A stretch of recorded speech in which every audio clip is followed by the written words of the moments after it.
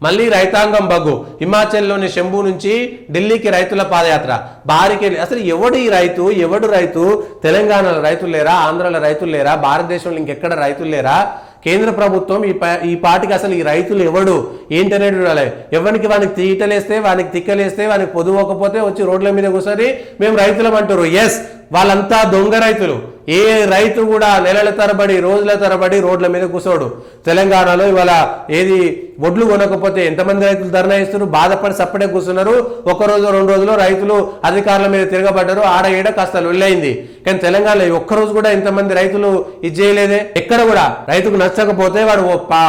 ఏది పంటలు వేయడం బంద్ చేసుకుంటున్నాడు పంట సాగు బంద్ చేసుకున్నారు నిరసన తెలియజేయడానికి కానీ ఈ రైతుల పేరుతోటి దేశం మీద కుట్ర చేస్తున్నటువంటి వాళ్ళపైన నరేంద్ర మోడీ సర్కార్కు ఇది పెద్ద సవాల్ అయిపోయింది ఏమనంటేనేమో రైతులు ఏదో శివలింగం మీద తేలు వచ్చినట్టుగా వచ్చి పడిపోయారు